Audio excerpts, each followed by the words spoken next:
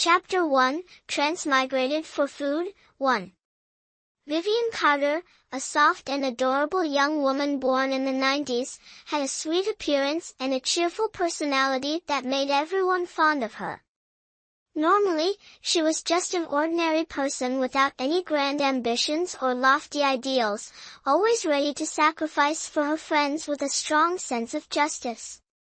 In fact, there was nothing particularly outstanding about her in a crowd. Yet, this unassuming girl was given some rather resounding nicknames by her friends and family: Food Saint, Rice Worm, and Money Grub of the new generation. She firmly believed in traveling the world to taste every delicious dish, whether she'd tried it before or not. Her favorite pastime was watching enticing culinary shows on TV and the internet. During her free time, she loved curling up on the sofa, surrounded by all sorts of snacks and her favorite books, munching on treats while reading. Her biggest dream?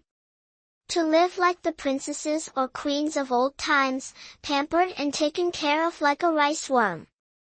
Her life motto? Treat money as her lifeline. Ring, ring, ring. The shrill sound of an alarm clock shattered Vivian Carter's slumber as she lay on her princess bed. Her petite figure stirred at the sound of the alarm blaring from the bedside table. Annoyed, she turned over and reached out her fair hand to silence the alarm, but instead, she accidentally knocked the clock to the floor, causing a loud thud. The door creaked open, and golden sunlight flooded the room. A figure stepped in, a woman with a balanced figure and striking appearance, not at all resembling someone who had already given birth. Vivian Carter's mother quickly approached the bed, yanked the blanket off, and shouted like a roaring lion, "Vivian, you're going to be late for your extra classes. Get up now." Vivian Carter kept her eyes shut, her face still drowsy. Feeling the sudden chill, she flailed her arms around, trying to grab the blanket that had been snatched away, but no matter how much she tried, she couldn't retrieve it. Frustrated, she begrudgingly turned over, her fair hand rubbing her sleepy eyes. She caught sight of her mother in a bright red sweater, then promptly sat up, pulled the blanket over herself, and went back to sleep, muttering in annoyance, "Mom, let me sleep a bit longer. There's nothing fun about those classes. I'd rather stay home, read books, and eat good food." Mommy Carter, already slightly irritated, grew even more exasperated at her daughter's words. She thought to herself, who does this child take after? She hasn't inherited any of the good traits from her parents. She's just a lazy, good-for-nothing rice worm who only knows how to eat. Sooner or later, she'll meet her end because of food. Immediately, Mommy Carter, furious to the point of seeing red, planted her hands on her hips and pointed at Vivian Carter's back, yelling, "Vivian Carter! I work hard day and night for what? Isn't it so you can grow up to be someone worthwhile? And you? All you do is eat and read those useless books. How are you even my daughter?" Mommy Carter stood by the bed like a cannon, ready to explode at the slightest spark, erupting immediately like a volcano, and began endlessly scolding Vivian Carter, who was lying on the bed. At this moment, Vivian Carter was enduring torment, both mentally and emotionally devastated. Hearing those words, Vivian Carter lost all sleepiness, feeling extremely irritated. She hurriedly stretched her hands out from under the blanket to cover her ears, but the relentless stream of scolding, like a machine gun, continued to echo in her ears. "Mom, I get it already. Why do you keep bringing up old stuff all day?" Vivian Carter grumbled irritably, slowly grabbing the clothes beside the bed to put them on, while her mother's nagging still buzzed incessantly in her ears. At this point, a family world war was about to break out. Daddy Carter, who was watering flowers on the balcony, heard the commotion and became visibly annoyed, his earlier good mood completely ruined. He quickly placed the watering can down and returned to the living room, heading toward his daughter's room. His gaze, filled with meaning, fell on the girl. He signaled to his daughter to endure and not take issue with her mother. As the only man in the house, he shared the same plight as his daughter, both were oppressed. In private moments, he often gently advised his daughter to focus on meaningful things. It was precisely because of having such a kind and loving father that Vivian Carter still felt some attachment to this place. Without this warmth, Vivian Carter would have truly wanted to mimic the stories in books, traveling back to ancient times to live a carefree life, free from her mother's nagging. Thinking of this, her heart suddenly felt balanced again. She flashed a bright smile at her father, who was standing outside the room, then bypassed her mother and stepped out of the room, clinging to her father's arm and acting playfully. "My dear, go wash your face quickly. This morning, we have fresh milk, bread, and even your favorite bacon," the middle-aged man in front of her said, lovingly stroking his daughter's silky black hair, doting on her as if she were a precious treasure. Vivian Carter's large, round, black eyes blinked, and a sweet smile spread across her porcelain-like face. She nodded at her kind father. "Yes, I love you, Dad." Then she continued to act spoiled and playful, like a lively, adorable little puppy bouncing around non-stop. Chapter 2, Time Traveling for Food, 2. Half an hour later, Vivian Carter sluggishly stepped out of the bathroom, her large, round, jet-black eyes scanning the living room. Daddy Carter, hearing his daughter from the dining room, smiled kindly and quickly walked toward her. He gently draped an arm around his daughter and affectionately patted Vivian Carter's head. The father and daughter chatted as they walked, their conversation so engaging that Vivian momentarily forgot all her worries.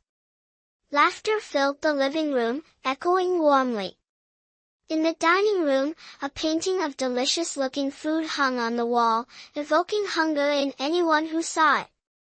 Under the soft glow of the crystal chandelier, a lavish breakfast was laid out on the brown round table, its aroma filling the air.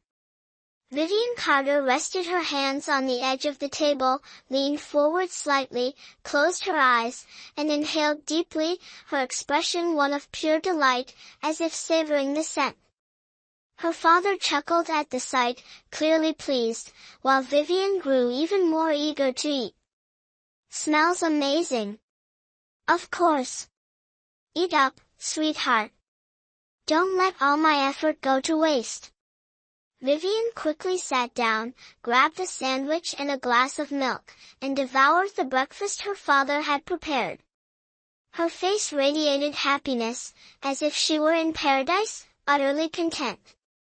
Daddy Carter sat beside her, watching his daughter enjoy the meal he had lovingly made. His heart swelled with satisfaction, his eyes filled with tender affection for her. Just then, a melodic ringtone echoed through the living room, abruptly interrupting Vivian Carter's breakfast. Startled, she jumped up from her chair, hastily placed the sandwich down, and dashed into the living room. She swiftly picked up the phone and pressed the answer button. On the other end, a familiar voice spoke. "Vivian, do you remember that restaurant I told you about near our school that was under renovation? I heard it's opening today, and it's packed with people." Hearing this, Vivian Carter recalled the conversation from a few days ago when she and her best friend, Natalie Carter, had noticed a shop being renovated near the school gate. She hadn't expected it to open so soon. The thought of food instantly energized her. "All right, wait for me.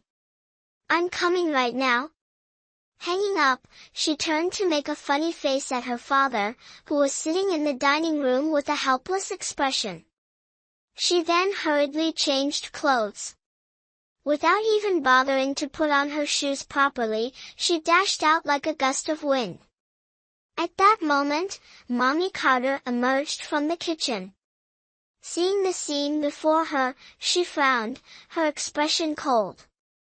She began her usual tirade, scolding Daddy Carter, who remained seated in the dining room, thoroughly chastised.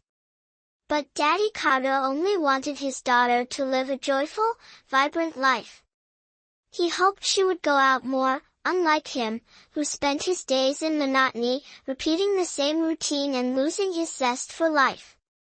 For that reason, he believed his daughter, at the prime of her youth, should spend more time socializing with friends.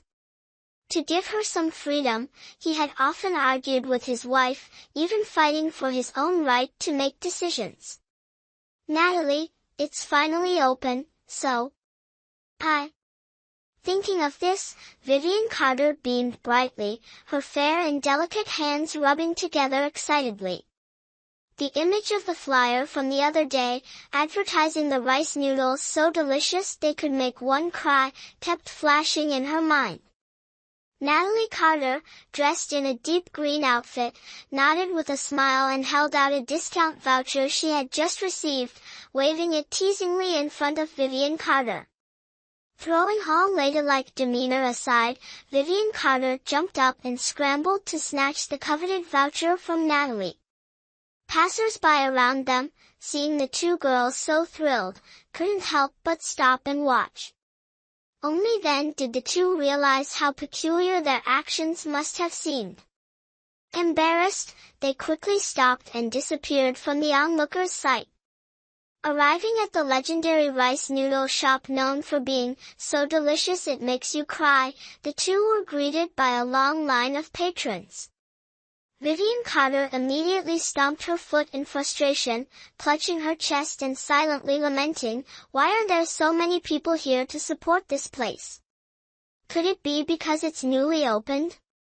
Or maybe the advertisements and rumors are true, could it really be that good?" No matter what, even if she had to wait forever, she was determined to try it. And so, Vivian and Natalie chatted while watching the lively queue inch forward. As the line moved closer to the front, it wasn't long before it was finally their turn. Vivian Carter's face lit up with joy as she quickly paid, then joined Natalie at a windowside table. In front of them sat bowls of rice noodles that were said to be so delicious they could make one cry. "Vivian, be careful, it's hot." Natalie Carter hadn't even finished her sentence when Vivian eagerly picked up a chopstick full of noodles and stuffed it into her mouth. Unexpectedly, disaster struck. A piping hot strand of noodle got stuck in her throat. She couldn't cough it out, nor could she swallow it down. Her face turned bright red, she gasped for air, and the lively energy she'd had moments ago was completely gone. Across from her, Natalie Carter saw her friend in distress and became extremely worried. Her worst fear had come true. Natalie Carter's face turned pale with fright, her heart pounding furiously. She hurriedly ran around the table and began patting Vivian's back repeatedly. Vivian's condition didn't improve. The other diners in the small noodle shop watched the scene in alarm, afraid to approach but whispering among themselves about the two girls. After what felt like an eternity, Vivian's situation remained critical. She looked as though she was about to suffocate, leaving Natalie in a panic, unsure of what to do. At that moment, Vivian's vision went dark. A blanket of blackness enveloped her as her mind shut down, and she collapsed backward.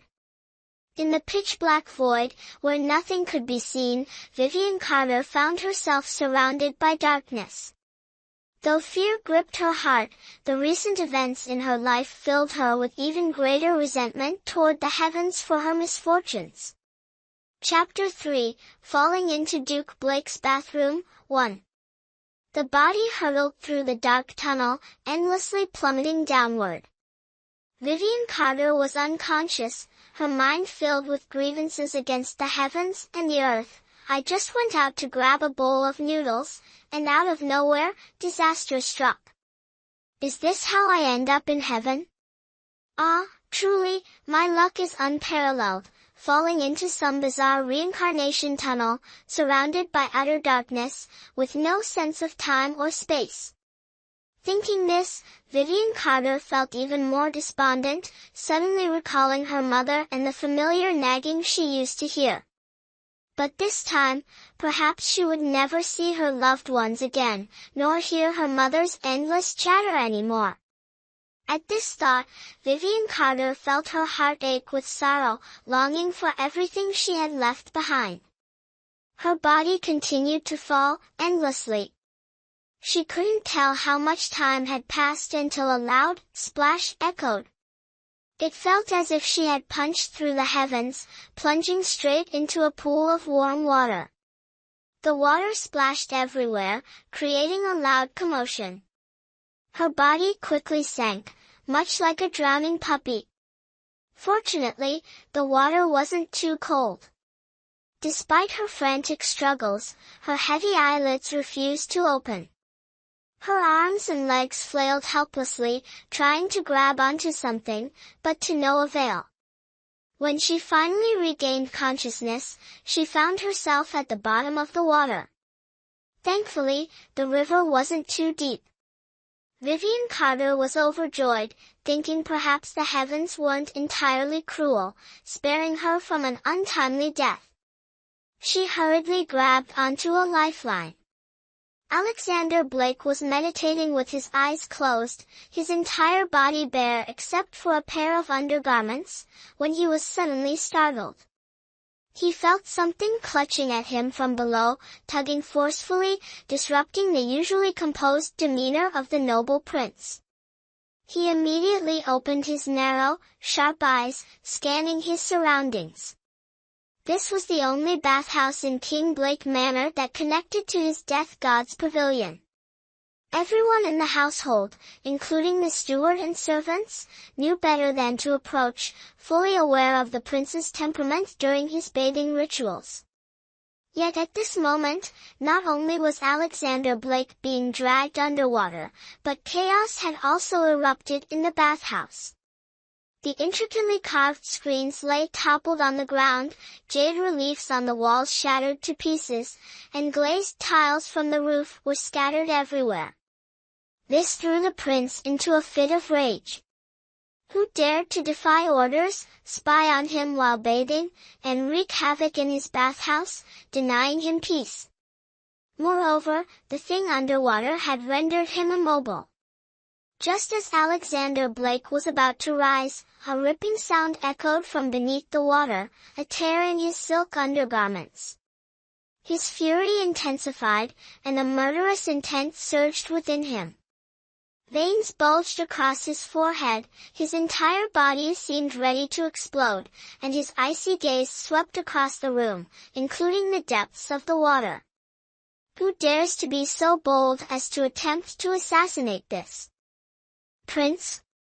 To challenge the bottom line of the most esteemed prince in Cloud Spirit Kingdom, committing such shameless and vile acts, they would surely pay a steep price. A chilling sound, cold as ice, spread throughout the bathroom space. Alexander Blake, soaking in the hot spring, suddenly sensed an unusual tugging force.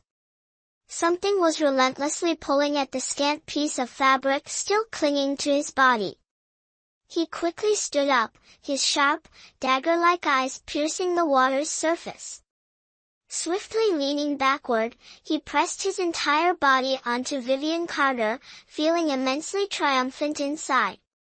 Under the soft glow of a luminous pearl, he clearly saw a young lady dressed in peculiar attire. Petite in stature, her sweet, delicate face framed by an odd hair bun, she was fiercely tugging at his underwear, her legs flailing incessantly. Pinned beneath him, Alexander Blake grew even angrier. Without hesitation, he flipped her over and lifted the oddly dressed girl out of the water with ease.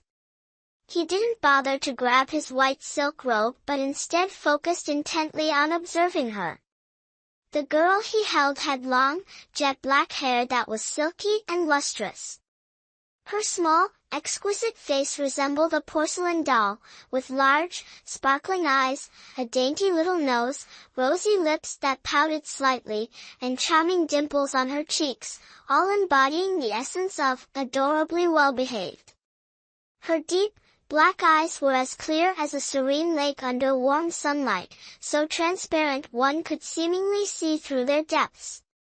As for Vivian Carter, she was so startled by everything unfolding around her that she forgot to struggle. Her bewildered eyes darted around, and she completely forgot to resist. This wasn't the era she was familiar with, nor was it an environment she recognized. Why was she here? Everything before her felt like a scene from a historical drama. The man standing before her, stark naked, had long black hair cascading down his back. Droplets of water glistened as they slid off his body.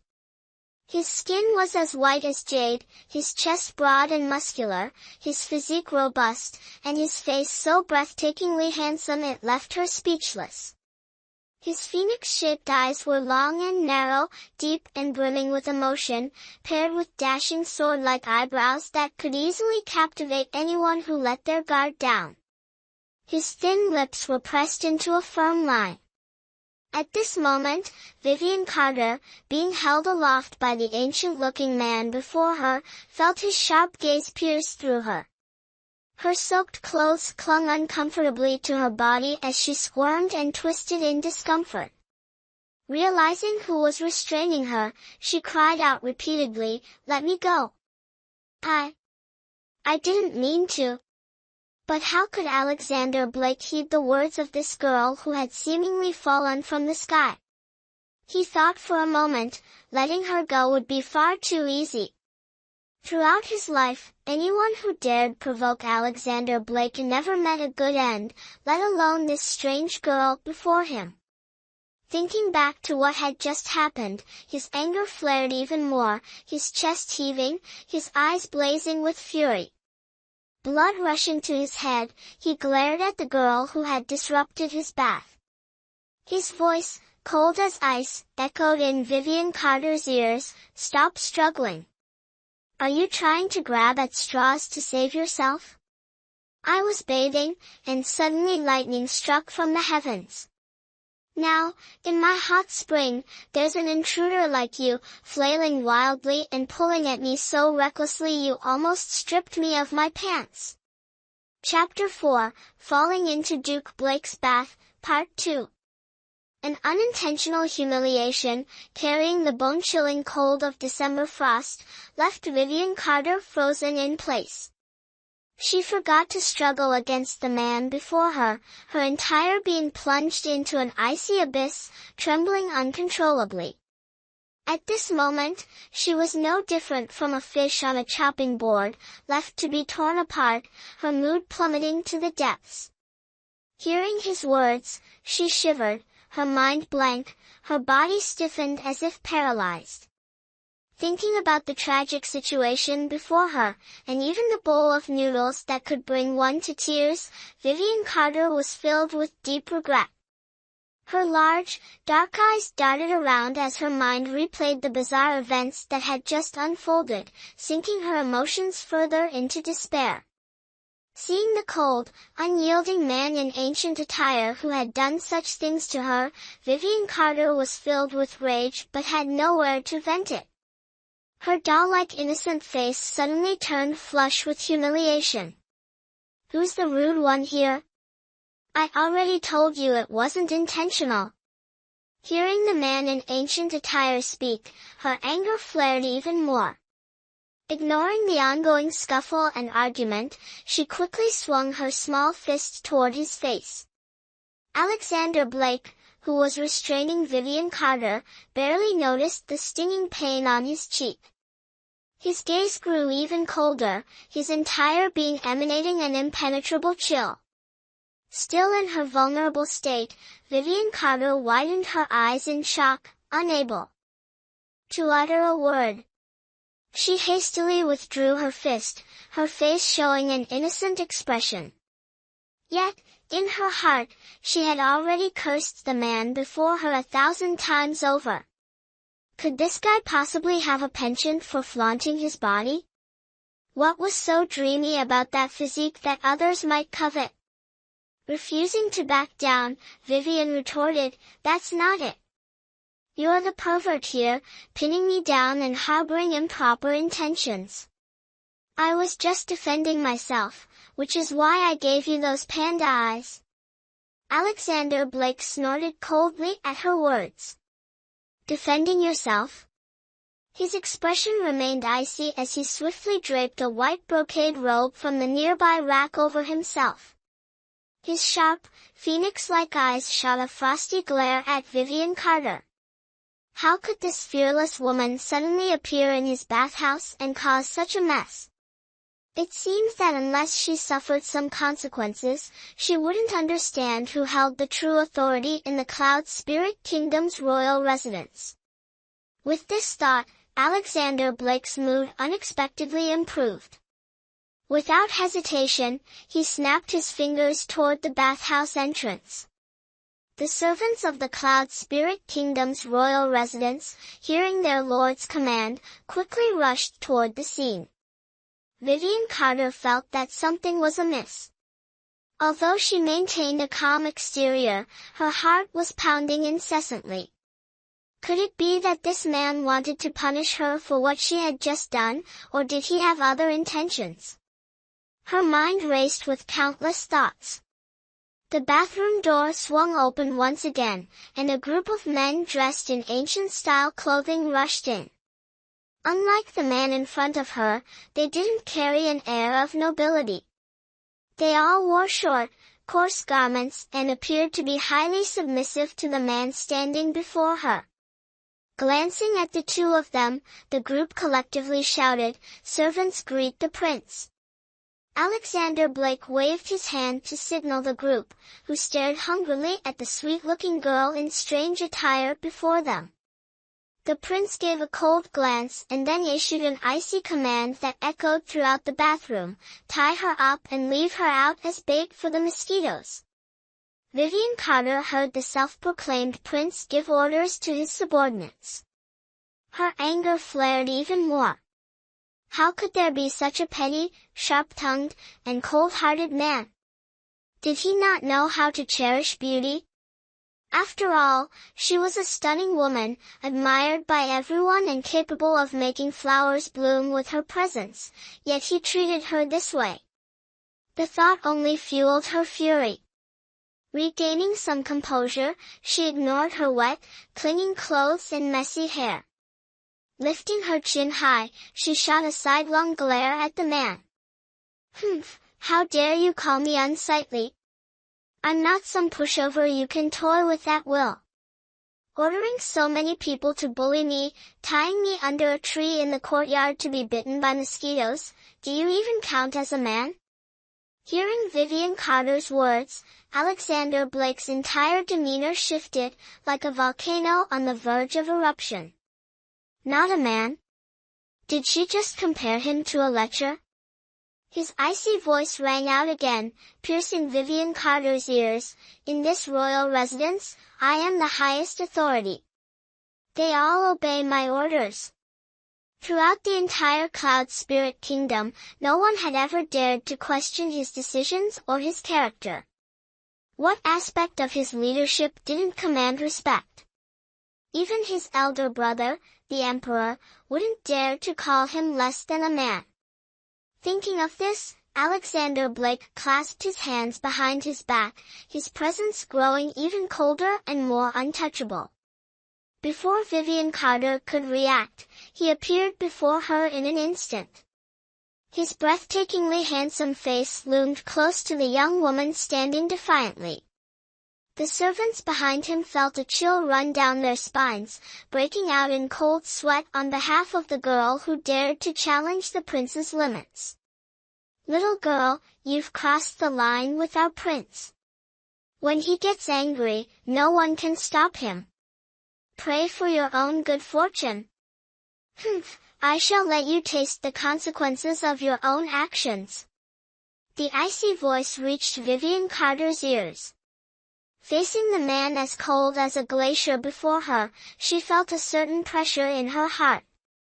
Yet, she remained composed, though deep inside, she harbored a renewed desire to see him punished.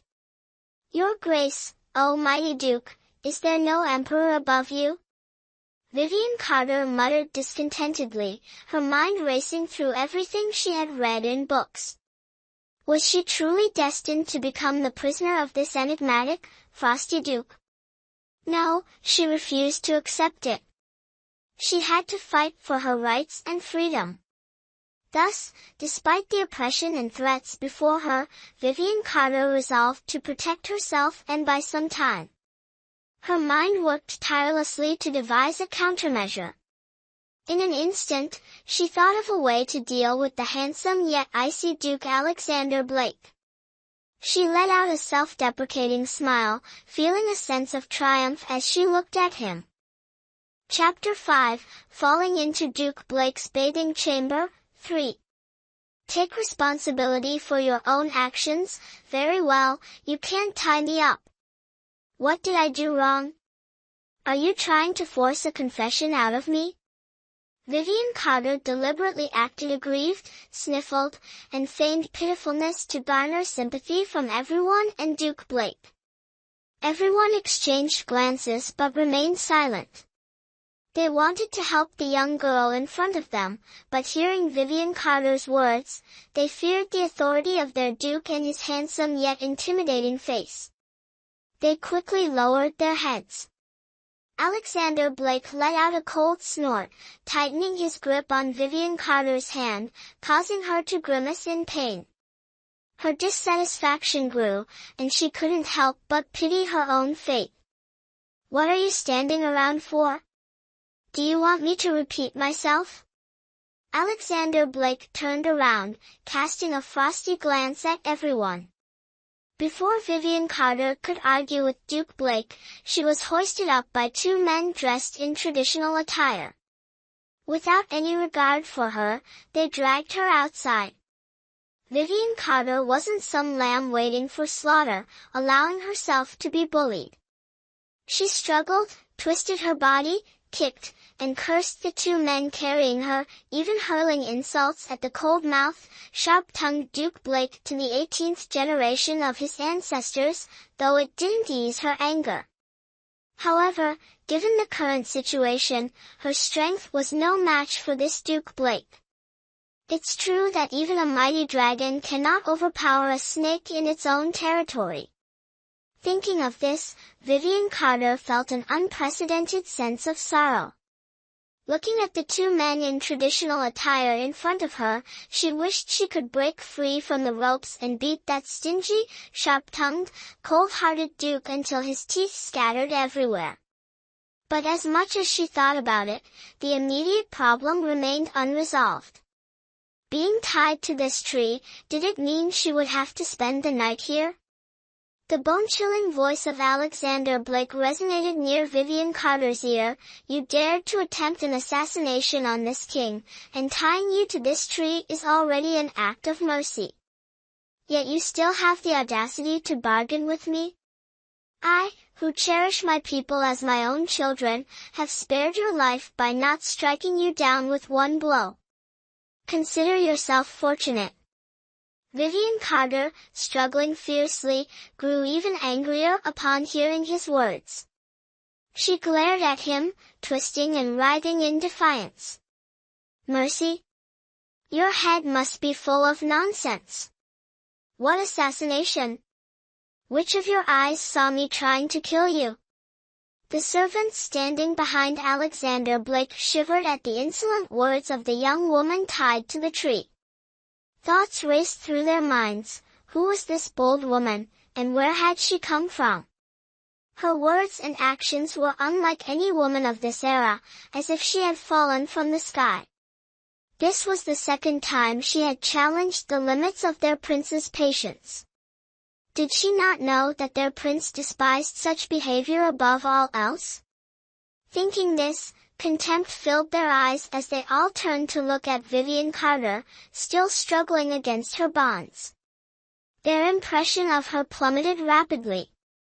Meanwhile, Alexander Blake stood tall and imposing, hands clasped behind his back, blending seamlessly with the surrounding darkness, a true embodiment of the cold and distant ruler.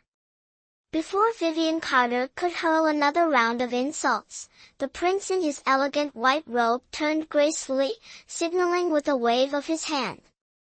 The servants immediately bowed deeply, clasping their hands together in respect as they addressed him, "We humbly bid farewell to the prince."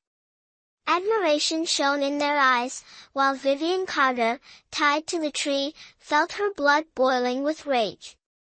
This enigmatic prince was truly ruthless, a man who did exactly as he said. She had always been a cherished flower under her parents' protection. Her mother, though often nagging and pushing her, and her father, who had his own quiet ways of shielding her, had always ensured her safety. And yet, now, for some inexplicable reason, she had ended up in this place, not only falling into the bathroom of the cold-hearted lord but also having to endure the aura of a petty man.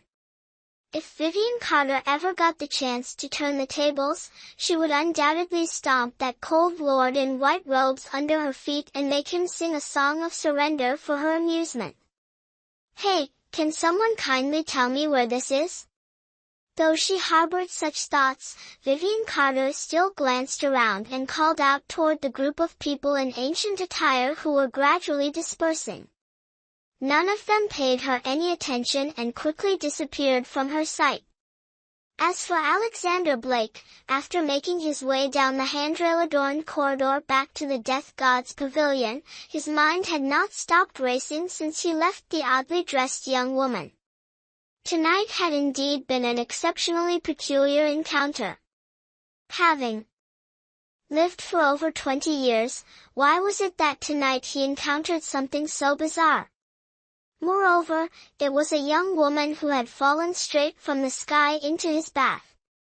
As he contemplated, his eyes roamed across the royal residence, and at some point, his captivating face softened, the corners of his mouth lifting into a faint smile. Mary Collins stood outside the Death God's pavilion, and under the dim candlelight, she caught sight of her lord heading in her direction. The look on his face momentarily left her stunned. The lord, who had always been stern and never revealed his true emotions, seemed different tonight. Before Mary Collins could dwell on it further, she quickly stepped forward and respectfully curtsied before Lord Blake, who appeared lost in thought. "This servant greets your grace." Alexander Blake, having just arrived, cast a brief glance at his close maidservant and nodded indifferently. He then continued walking toward his bedroom. Inside the luxurious yet elegant Death God's pavilion, the servants had meticulously arranged everything to suit the preferences of their lord. Majestic landscape paintings adorned the walls alongside bold calligraphy. Around the room, antique porcelain, precious jade artifacts, and intricately carved rosewood furniture were neatly displayed. From the ceiling hung several exquisite eight-sided glazed lanterns, while large pearls, the size of pigeon eggs, emitted a soft glow. Mary Collins followed the lord into the room, quickly approaching the round table to pour water into a green porcelain teacup. She then brought it over to the lord, who was seated on a grand chair, his chin resting on one hand while his slender fingers lightly tapped the tabletop, paying no heed to the teacup beside him. Mary Collins promptly withdrew, and Alexander Blake, still seated on the grand chair, suddenly had an idea. Clapping his hands twice toward the Death God's pavilion, he called out, "Long Yin!" A shadowy figure swiftly appeared beside Alexander Blake, kneeling on one knee with arms crossed, their face concealed by a black cloth, leaving only a pair of icy eyes visible. "Master, what are your orders?" The voice was even colder than that of King Blake himself. Alexander Blake rose from the chair, clasping his hands behind his back as his phoenix eyes gazed out into the night beyond the pavilion. Long Ian stood beside his master as Alexander Blake spoke in a low voice, just audible to the two of them. Whatever he said to the black-clad figure seemed to be understood, for in the blink of an eye, the shadowy figure vanished into the night. Chapter 6, The Tragedy of Selling Oneself, 1. Not far from the Death God's pavilion, where Alexander Blake resided, the surroundings were eerily quiet. Only the distant silhouettes of patrolling guards, armed with long spears, could be seen. Vivian Carter, tied to a large tree, shivered as gusts of cold wind swept past her, her damp clothes clinging uncomfortably to her skin. Unable to hold back, she sneezed loudly, achoo. Twisting her petite frame, she thought about her current predicament, and a wave of sorrow welled up in her chest. People often said that sneezing out of the blue meant someone was thinking of you. But here she was, in an unfamiliar place, clueless about everything that had happened. Just moments ago, she had argued fiercely with that cold, unfeeling man, only to end up mercilessly tied to a tree. Thinking of this, she missed her parents and friends dearly. Why was fate so cruel to her, Vivian Carter? She had never done anything against her conscience. Sure, her hobbies might have been a little unconventional, but did she really deserve such unfair treatment? Ah! Oh heavens, are your eyes blind like a dog's? Her anguished cry pierced through the stillness of the night. Tied to the tree, Vivian desperately searched for a knife, a shard of tile, or anything sharp in the dim light, hoping to free herself and escape as quickly as possible. But apart from the ancient architecture and the massive tree behind her, there was nothing else around. The flicker of hope she had just felt was quickly extinguished. Truly, when bad luck comes, even drinking cold water can make you choke. Her current situation perfectly described her misfortune. Not only was she chilled by the cold wind, her wet clothes clinging to her, but she was also being relentlessly bitten by mosquitoes. If her father saw her like this, he would surely be heartbroken. Thinking of this, she couldn't help but recall how she had been playfully nestled in her father's arms just days ago. She also thought of her best friend Natalie Carter and regretted eating that ridiculously spicy bowl of rice noodles. Inside the Death God's pavilion, Alexander Blake dismissed the night guards and lay down on the spacious, comfortable bed carved from rosewood, covered with a silk quilt. He tried to drift into sleep, treating tonight's incident as nothing more than an unexpected mishap. Yet the more he tried to sleep, the more the image of the girl who had barged into his world lingered in his mind. Her petite and lively figure, her furious expression, resembling a bristling little cat, kept flashing before his eyes. What was wrong with him? Why did he feel drawn to this uninvited guest? Even though she had opposed him, he found himself deeply captivated by her. In the past, Lady Charlotte from General Harris's household had always clung to him, showering him with care and gifting him many things he liked. Yet he had never paid any attention to Lady Harris, nor had he felt inclined to say much to her. Could this nameless girl truly be different for him? Thinking about these matters, Alexander Blake lay restlessly on the intricately carved rosewood bed, unable to sleep as the events of the evening kept replaying in his mind. I must investigate thoroughly, whether it was an assassin or just an accident. In 2 days, the truth will be clear. Duke Blake lay on the bed, staring at the pitch-black canopy above. The image of Vivian Carter lingered incessantly in his thoughts. On the bed, Alexander Blake's expression suddenly turned unusually cold. His fists clenched tightly within his sleeves, a fleeting disdain flashing across his mind at Vivian Carter's words. He turned over, pulled the brocade blanket tightly around himself, and drifted into a sweet slumber. Outside, Mary Collins stood gazing around the Death God's pavilion. The King Blake Manor was enveloped in the stillness of the night, broken only by the faint chirping of nameless insects and, occasionally, the distant cries of a young woman. Reflecting on her master's unusual behavior tonight, unease stirred within Mary. Who could have touched the Duke's nerve so deeply that he seemed entirely different from his usual self? Yet, as a servant, she dared not question her master's thoughts. Her only duty was to serve loyally and obey his orders, hoping to live peacefully each day at King Blake Manor and receive her monthly wages. Chapter 7, The Tragedy of Selling One's Body, 2. Duke, did you sleep well last night? As the door of the Death God's pavilion creaked open, Mary Collins and several maids entered carrying toiletries. They first bowed respectfully before placing the items down. From the inner chamber emerged a figure dressed in snow-white robes. His jet-black hair was neatly tied with a jade crown. He nodded slightly at everyone before elegantly washing his face. All night long, the image of Vivian Carter lingered in his mind, prompting him to wake up unusually early this morning. The vision of the girl tied to the tree remained vivid in his thoughts. Some unknown force seemed to urge him to see Vivian Carter again by the large tree near the Death God's pavilion.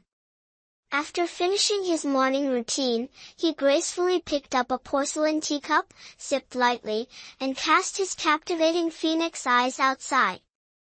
That little girl must still be tied to the tree, I suppose? Mary Collins, busy tidying up, overheard the Duke's cold remark. She felt curious about this unfamiliar name but, as a servant, dared not inquire into her master's affairs. From the Death God's pavilion, the Duke walked along the covered corridor toward the large tree from the previous night. The golden sunlight bathed the royal residence, and the fresh air greeted him. Servants in the manor were beginning their daily tasks. From afar, the servants caught sight of the Duke's dashing demeanor. They immediately halted their work, knelt, and greeted him, "Greetings, Your Grace." Alexander Blake strode through the intricately carved corridor, his entrancing gaze fixed ahead, his steps measured and poised. Meanwhile, Vivian Carter, tied up all night, felt the pangs of hunger gnawing at her. Leaning against the tree trunk, she dozed off intermittently. Her dreams were filled with delicious dishes and annoying people using her favorite foods to lure her. It left Vivian Carter frustrated, unable to eat or grasp anything, only to wake and realize it was all a fleeting dream. This thought plunged her back into disappointment, her heart filled with irritation. When the white-robed Duke arrived, the steward George Evans and several servants managing King Blake Manor also approached. Alexander Blake nodded at them, and they all stood behind him. "Wake her up for me. I have questions to ask," the Duke ordered coldly, his gaze falling on Vivian Carter tied to the tree in an awkward position. His expression showed disdain, though his face remained as composed and indifferent as ever. Seeing that this young lady didn't attempt to escape all night and had caught a slight cold, another thought emerged in his mind. If this girl stayed by his side, serving as a maid, how amusing would that be? George Evans, the butler, received the prince's orders and quickly approached the large tree. Observing the doll-like, delicate face of the young woman before him, he gently patted Vivian Carter on the shoulder. "Miss, wake up." Vivian Carter, tied to the tree, felt someone patting her and heard the voice of a middle-aged man nearby. She hated being disturbed while sleeping the most, so she shifted her position and mumbled, Who's there? Have you no eyes? How dare you interrupt my delicious dream? The group behind Alexander Blake was momentarily speechless upon hearing her words. After an entire night, this young lady was still so bold, showing no regard for anyone. They glanced at their prince, who stood with his hands clasped behind his back. Their prince's face was as dark as the bottom of a pot, and a cold aura emanated from him. Unable to tolerate George Evans' manner of addressing her any longer, Alexander Blake swiftly stepped forward to the large tree and, without a hint of gentleness, grabbed Vivian Carter by the collar and shook her forcefully. Vivian Carter felt an intense jolt and quickly opened her eyes, finding herself face to face with the cold prince holding her up. At some point, the ropes binding her had been untied.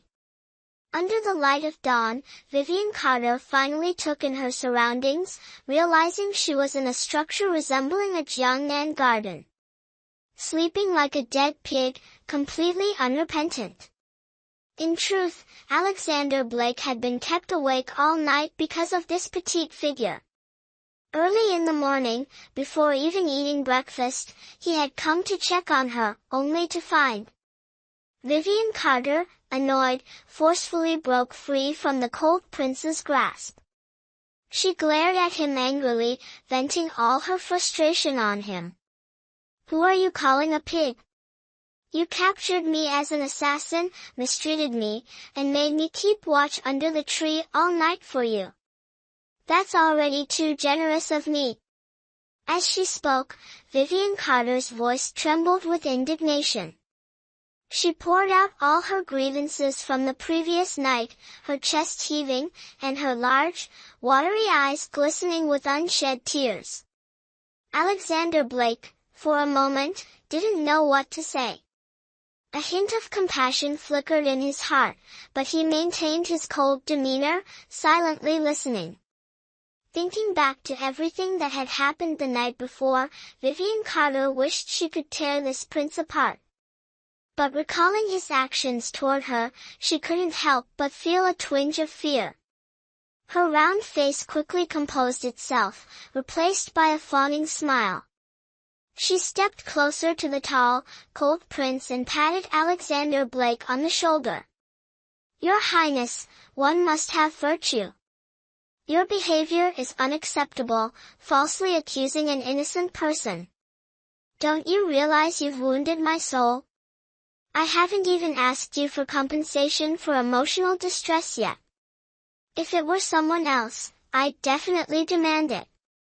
Vivian Carter, shameless as ever, continued speaking. The most important thing now was to eat. Once she'd eaten, she planned to part ways with this cold prince, ensuring they'd never cross paths again. Compensation for emotional damage? What is that? The steward of the royal mansion and the group of servants glanced at each other, their faces blank and speechless at the young maid in front of them. She actually dared to boldly negotiate terms with their prince, truly audacious. Chapter 8, Becoming Prince Blake's Maid, 1. As the night before, Duke Blake gripped Vivian Carter's hand tightly, causing her sharp pain. Vivian Carter struggled to break free but couldn't escape, the ache from her hand spreading through her. She was dragged by Duke Blake toward the dining hall of the Duke's residence. The servants passing by quickly averted their eyes and avoided the scene. "Who is that young lady, and how dare she offend the Duke like this?" they whispered among themselves. After what felt like an eternity, the two finally arrived in front of a separate building. Ignoring the curious gazes of others, they walked straight inside. On a large round table, an extravagant feast was laid out. The moment Vivian Carter entered, her attention was immediately captured by the sight of the food on the table. Her exhaustion disappeared, and her eyes sparkled with hunger. She forgot her anger as her mood lightened, her face glowing with delight as she inhaled the aroma of the dishes. Wow, the food in the Duke's residence is truly exceptional, unlike anything I've seen before. Alexander Blake, once again, couldn't comprehend the woman beside him. Seeing her mesmerized expression as she gazed at the food, he suddenly understood a lot about her. Before he could say a word, Vivian Carter had already stepped forward, ready to savor the feast. Alexander Blake's voice turned icy as he looked at Vivian Carter. You think it's that simple? Do you believe the food in my residence is so easy to enjoy?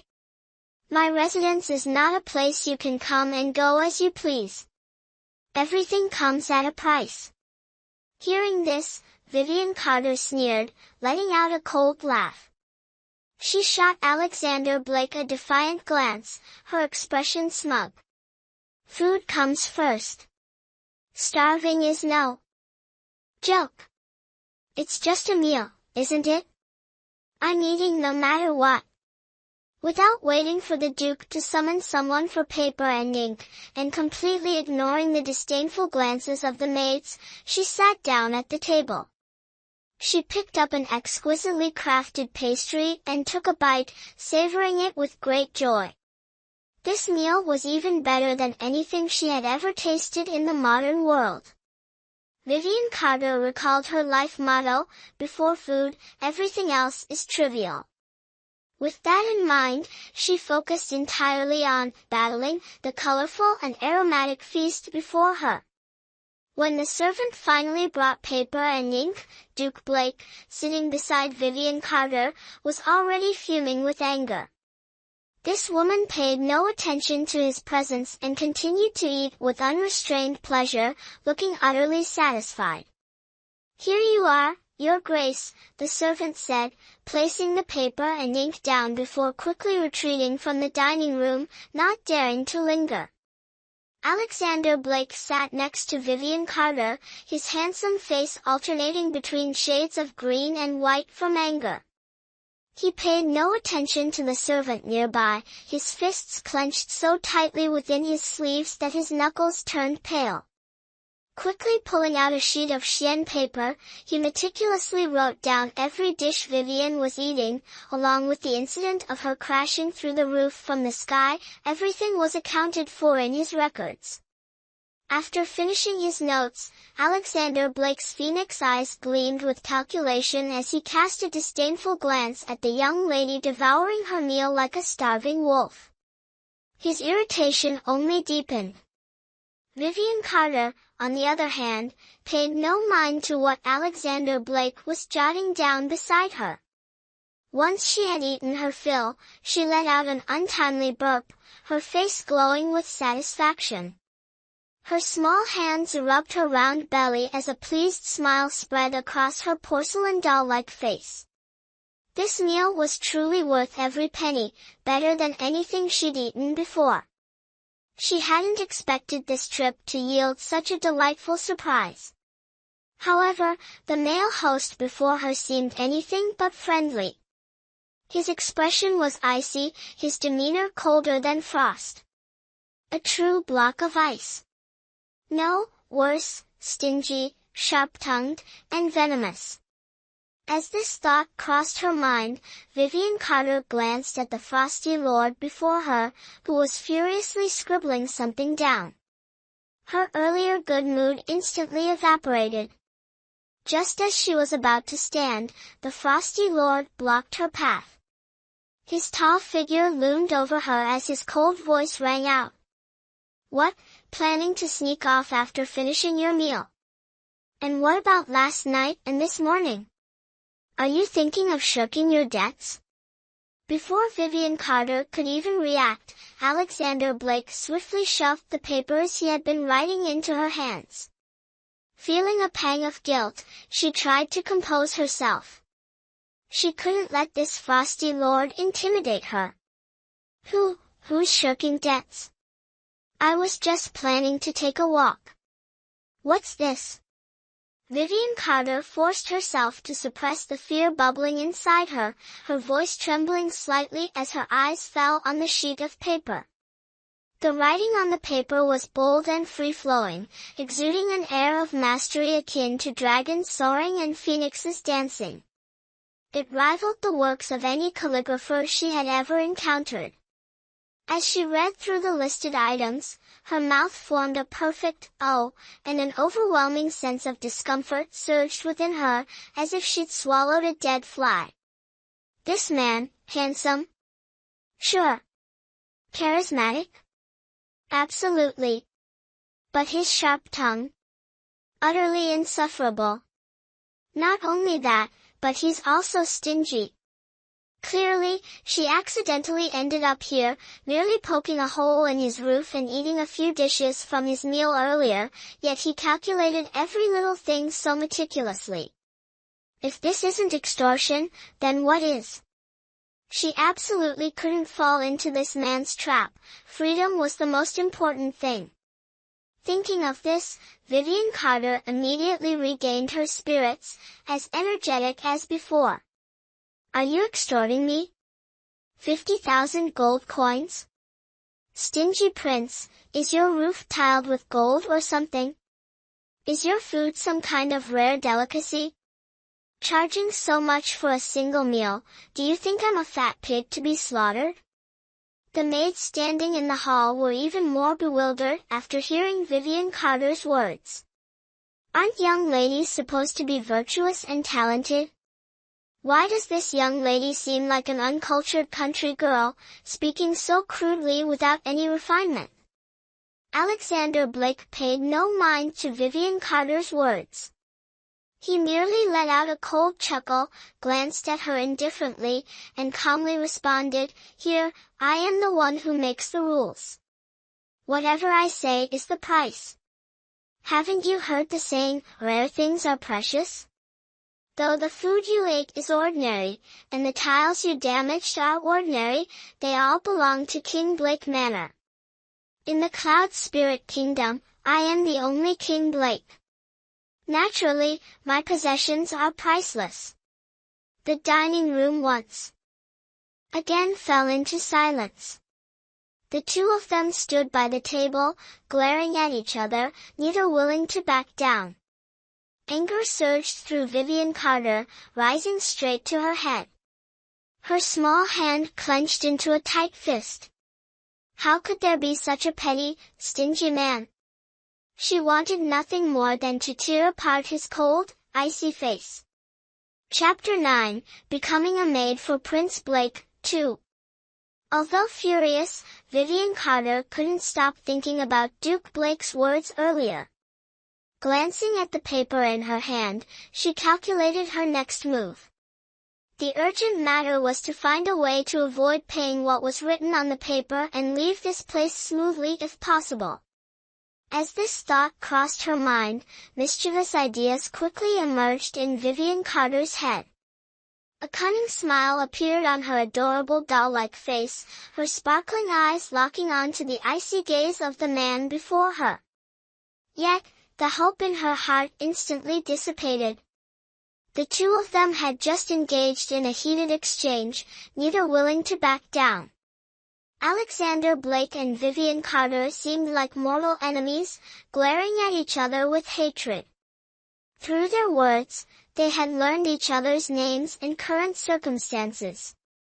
Vivian Carter glared angrily at Duke Blake, clad in white as pure as snow, while making subtle hand gestures. Her lips curled in disdain as she muttered, "Shameless, absolutely shameless. Do you think being a duke makes you so great? Fine, I really can't do anything to you." Vivian Carter craned her neck, peering past the tall figure before her to see the guards outside. They were dressed in uniform, holding cold, gleaming spears, their faces as expressionless as the icy Duke Blake in front of her. The corner of her mouth twitched. Vivian Carter decisively suppressed her anger. Stepping forward, she stood next to Duke Blake, her small hands quickly grabbing Alexander Blake's arm and shaking it. She smiled flatteringly and said, "Your Highness King Blake, dear brother Alexander, we've already clarified that this is just a misunderstanding. Let's discuss this calmly, shall we?" Feigning weakness, acting coy, and throwing flirtatious glances, Alexander Blake forcefully shook off the girl's hand, elegantly turning his head to show her the back of it. He wagged a single finger. "There's nothing to discuss." With that, he strode away. In the dining hall, only the furious figure of Vivian Carter remained. The maids nearby chuckled mockingly before slowly dispersing, each returning to their own tasks. Left behind was a table of leftovers and Vivian Carter, abandoned in her anger. Vivian Carter slumped into the chair Alexander Blake had just vacated. Fuming over the stingy and sharp-tongued Duke who had just left, she cursed him relentlessly, spouting one insult after another. That King Blake is truly insane. Completely unreasonable. What kind of ridiculous, patriarchal era is this? It's a time where people devour one another. The more Vivian Carter thought about it, the angrier she became. She wanted to chase after the arrogant figure of that prince who had just left, but she helplessly bumped into 4 human walls. So what if they had strong chests? She refused to believe she couldn't escape this damned royal manor. And so, with a defeated expression, Vivian Carter glared at the 4 cold-faced men in front of her, stomped her feet, clenched the paper in her hand, and resigned herself to starting her life as a servant girl. In her heart, she kept plotting. She would occasionally provoke that prince, infuriate him, drive him mad, ideally to the point where he foamed at the mouth and dropped dead. Thinking of this, Vivian Carter suddenly felt much better, and the earlier frustration seemed to dissipate like smoke. The 4 men standing before her exchanged awkward glances, inwardly speculating, could this girl truly have been sent by the heavens to challenge their prince? Images of their prince's cold, rarely smiling face surfaced in their minds, and all 4 broke into a cold sweat, shivering slightly. Remembering the strict discipline of the royal manor, they quickly resumed their usual demeanor. "Prince, are you suggesting that this girl of unknown origin should be assigned the hardest tasks?"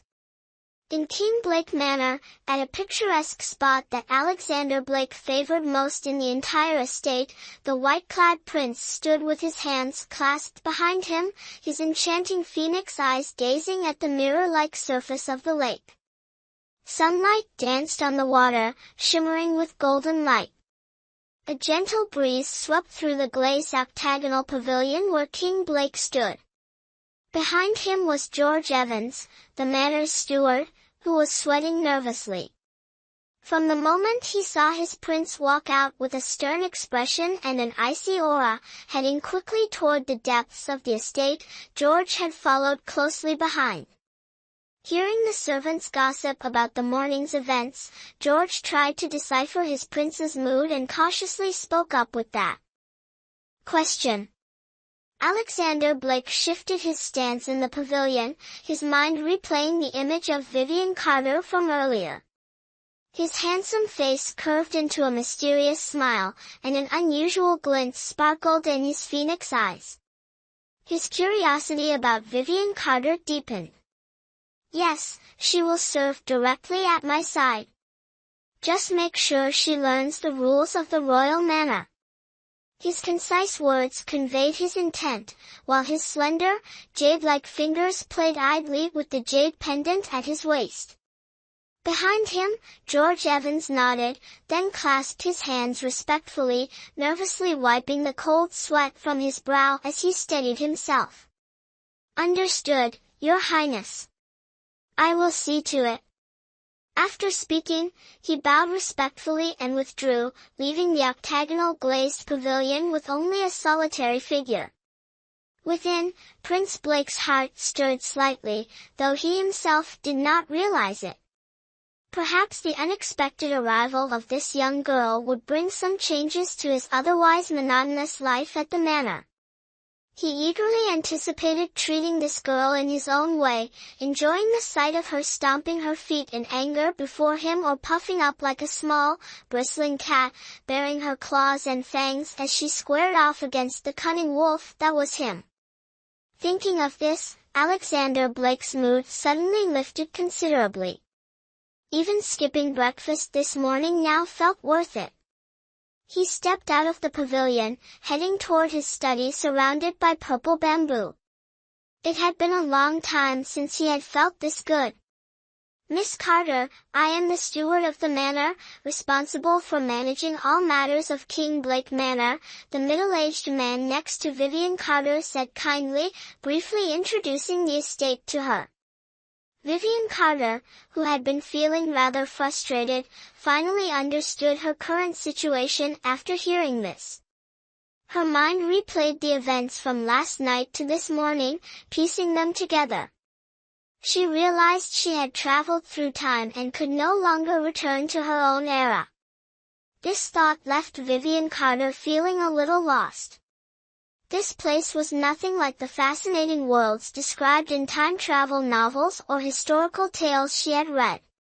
There were no scholarly gentlemen or dashing heroes, just a cold and aloof prince.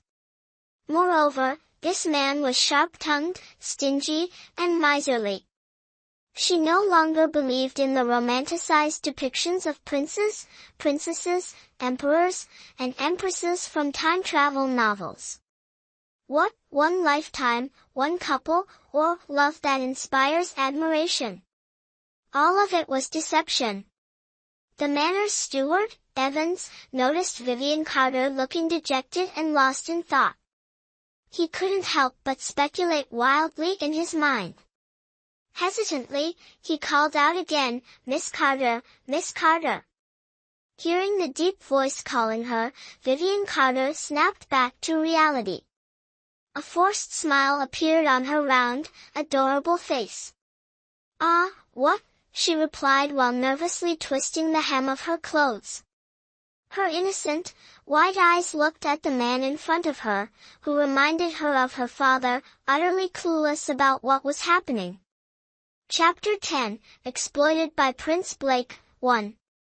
George Evans stood opposite Vivian Carter, staring speechlessly at the oddly dressed young woman in front of him. What on earth was she thinking? Her eyes darted around like a spinning top, her expressions shifting constantly like a kaleidoscope, making it impossible to guess her thoughts. Vivian Carter finally snapped out of her daze, glancing at the middle-aged man before her. A smile blossomed on her rosy face as she quickly nodded. "Yes, uncle, could you please explain the rules of the royal residence to me? There's a saying that under someone else's roof, you must bow your head." For now, she couldn't go head-to-head with that Duke Blake, so pretending to submit would have to do. Once she adjusted to life in this ancient era, she'd figure out a way to deal with King Blake. The most urgent matter now was to make money and fill her stomach. George Evans noticed the girl in front of him trying to butter him up, though her disdain was evident. He gave her a once-over before explaining the rules set by his lord. The more Vivian Carter listened, the more horrified she became. The rules of this royal residence were utterly unbearable for ordinary people. If King Blake was twisted, then his rules were equally so. This wasn't a place for people to live, it was more like a hell on earth, where commoners were oppressed with no way out. How could she possibly achieve her dream of being a pampered lady, a princess, or even an empress in this ancient time? The thought made Vivian even more despondent. She looked up at the blue sky, her heart filled with resentment toward Alexander Blake, who had vanished without a trace. "Is anyone coming to rescue me?" She thought wistfully of her modern life. Sure, her mother nagged her occasionally, but her father spoiled her with delicious food, and her best friend Natalie Carter spent the whole day causing mischief with her. But here, who would save her?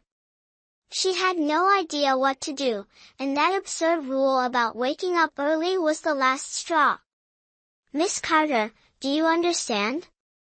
If so, please follow me to change your attire. George Evans's cold voice interrupted her thoughts. He glanced at her once more, breaking into a cold sweat on her behalf. Thinking about how this girl would have to serve the Duke personally, George couldn't help but worry.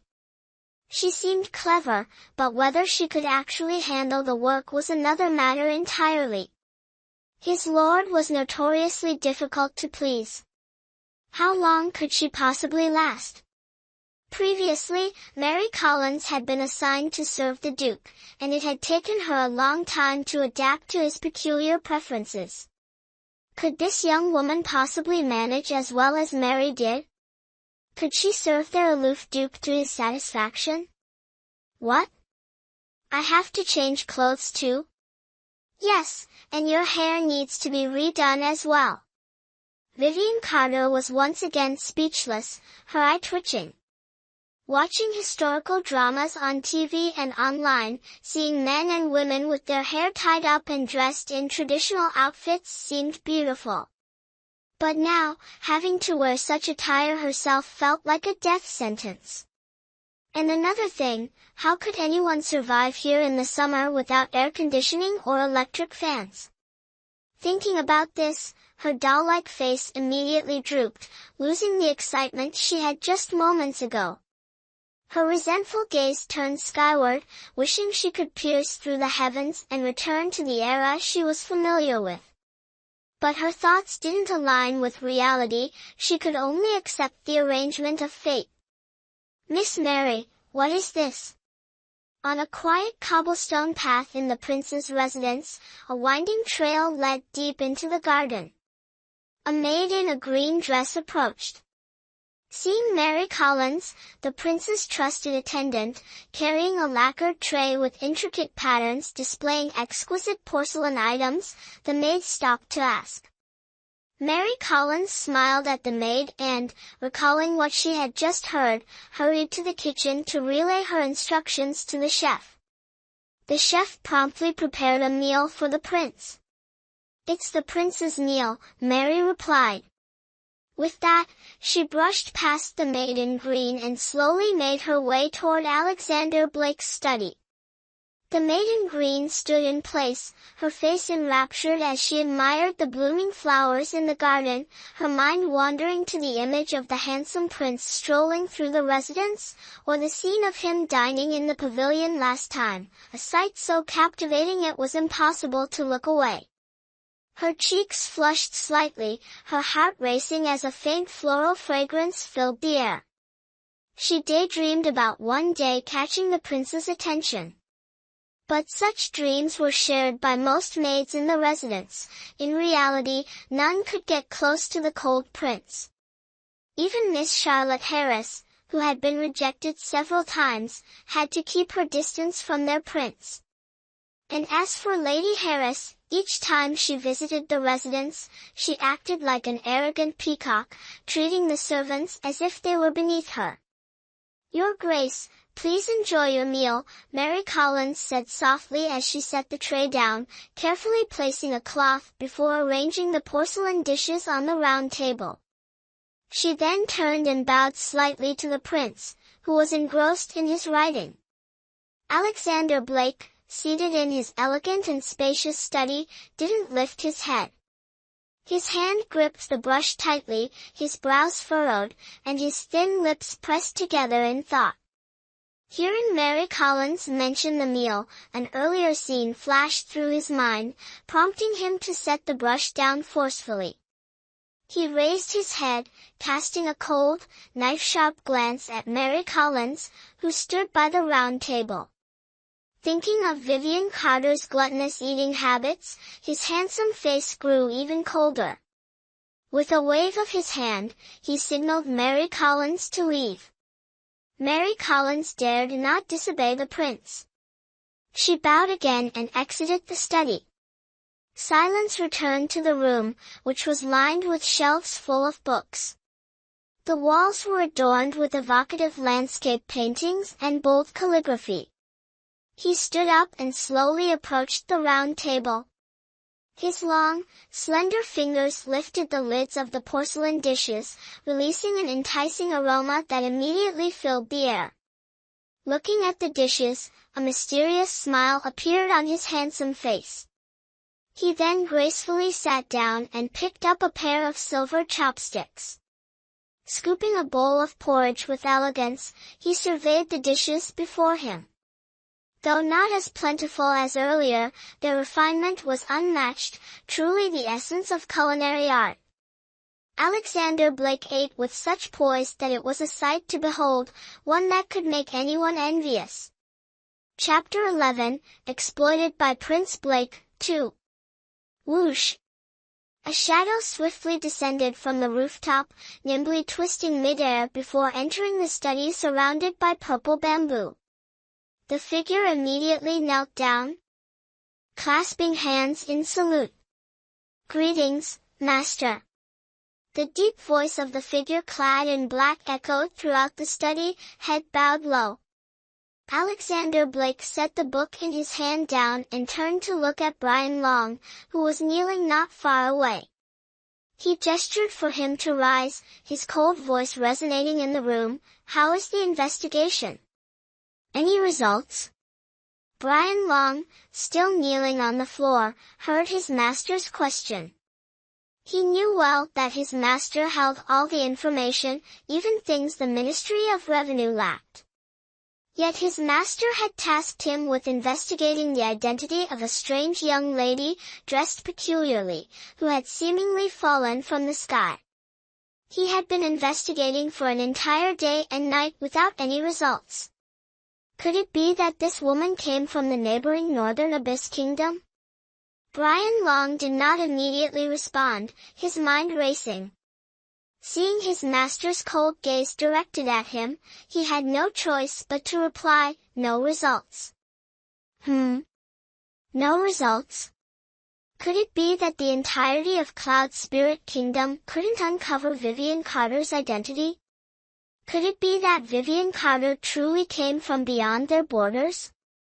Thinking this, Alexander's slender fingers tapped lightly on the table, producing a rhythmic "tock-tock" sound.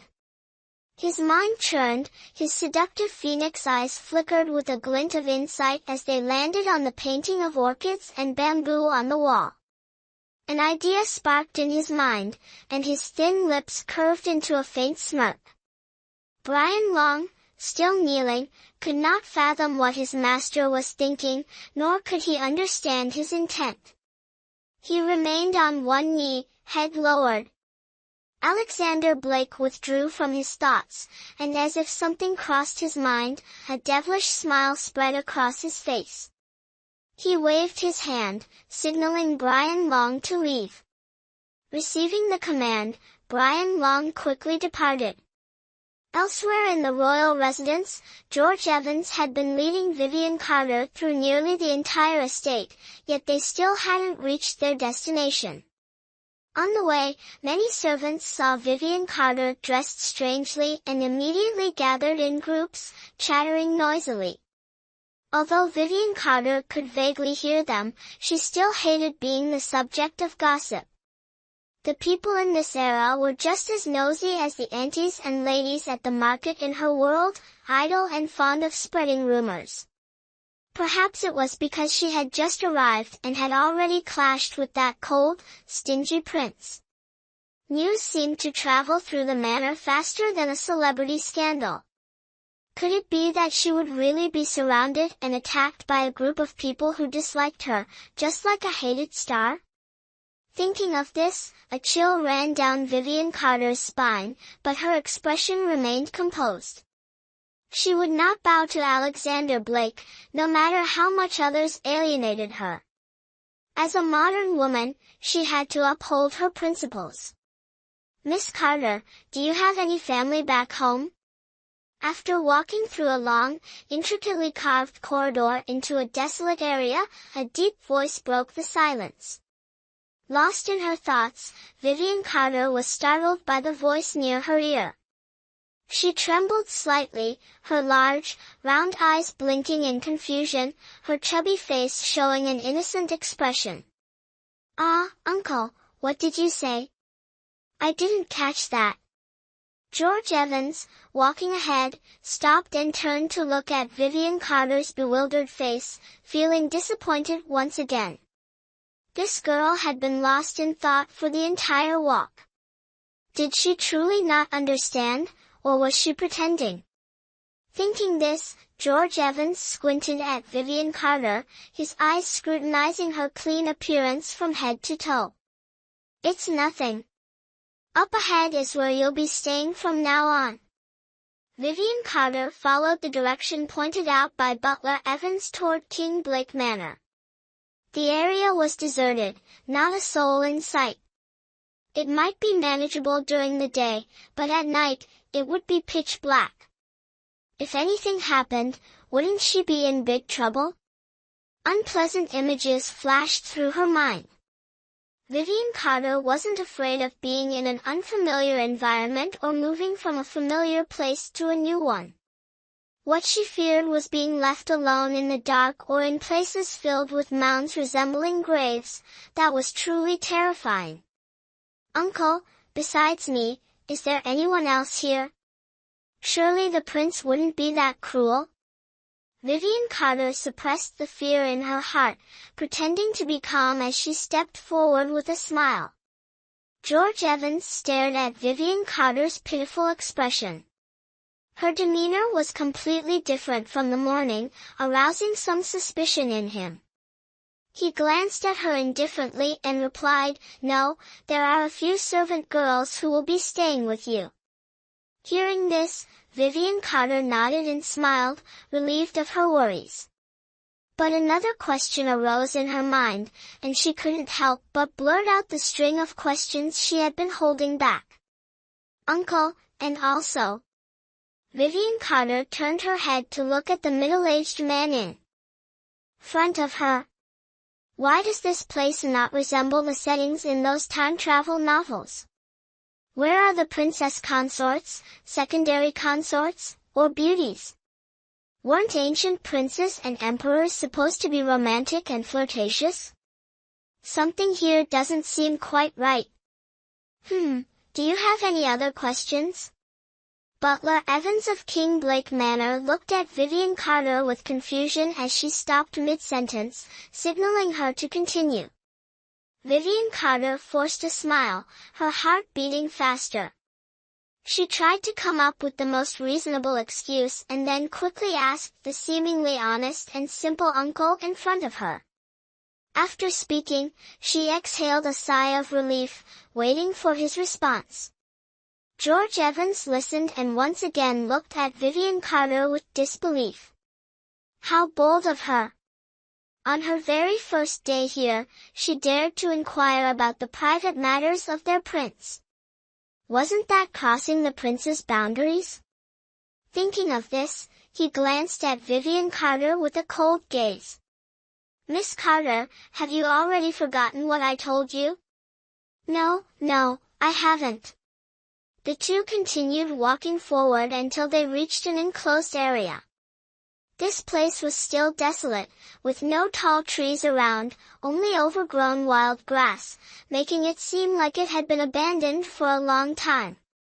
The ground was littered with broken and tattered baskets, and a row of dilapidated houses stood in sight. Not far away, in front of one of the houses, stood a girl dressed in coarse fabric. Upon seeing Butler Evans leading the strangely dressed girl rumored around the manor, she was sure it must be her, the one for whom their prince had skipped breakfast to draft a contract. "Greetings, George Evans," the girl said without any expression, her demeanor resigned, bowing humbly in a show of respect. Vivian Carter observed the scene before her. This was clearly a product of feudal etiquette. Women's status was inferior to men's. Thank goodness she wasn't born in this era, otherwise, she'd surely lose her mind. Her thoughts wandered once more. George Evans nodded at the girl, the two exchanged a few words, and after giving her some instructions, George Evans turned back to look at Vivian Carter. Disappointed, he shook his head, hoping this girl could pass the prince's strict tests. Chapter 12, Exploited by Prince Blake, 3. You, the newcomer. The girl in plain clothing standing before her showed no trace of gentleness, her hoarse voice calling out to the bewildered Vivian Carter. The rough sound pierced through her eardrums, and the scrutinizing gaze filled with hostility lingered on the strange outfit she wore. Startled, Vivian Carter snapped back to reality, flashing her usual innocent and harmless smile. She feigned a confused expression and nodded at the girl with lifeless eyes in front of her. Everything had to start from scratch, from the lowest position. Once she got used to things, perhaps she could blend in with everyone. Yes, it's my first time here. I hope for your guidance. Vivian Carter spoke while running up to the girl, making a gesture that was both adorable and amusing. Inwardly, she thought, with her own charming demeanor, surely the senior would give her some face. The girl's expression turned to one of disdain as her eyes filled with contempt. She circled around Vivian Carter, inspecting her. Everything else seemed tolerable, but the outfit this newcomer wore was utterly bizarre. Just as the rumors suggested, she really did seem like someone who had fallen from the sky. Stop talking nonsense. Follow me inside to change clothes. The icy voice reached Vivian Carter's ears, cold and unyielding like unmelted frost, making it difficult for her to adjust. What was wrong with the people in this royal manor? Each one was as difficult to deal with as that stingy, sharp-tongued, and cold-hearted Prince Blake. Vivian Carter refrained from saying more. Watching the cold girl turn away, she made a playful face behind her back, muttering softly before slowly following her inside. Entering the shabby room, she was greeted by walls covered in mold and peeling white plaster, emitting an unpleasant musty smell. A few simple pieces of furniture were arranged sparsely. On the large bed against the wall lay pillows worn thin and a quilt patched with countless stitches. The scene before her made Vivian Carter feel even more disheartened. Regret filled her heart as she thought about confronting Prince Blake. Why was fate so unfair? Not only had she transmigrated, but she had also ended up as a lowly servant. Her gaze fell on the large bed shared by over a dozen people, the coarse fabric clothing placed on it, and the faded dressing table with its tarnished bronze mirror that barely reflected a person's face, along with a broken-toothed comb. Was this truly the life she was destined to endure? Hey, sister, these clothes are too rough. I don't want to wear them. Vivian Carter slowly approached the bed, lifting a corner of the garment with her fingers.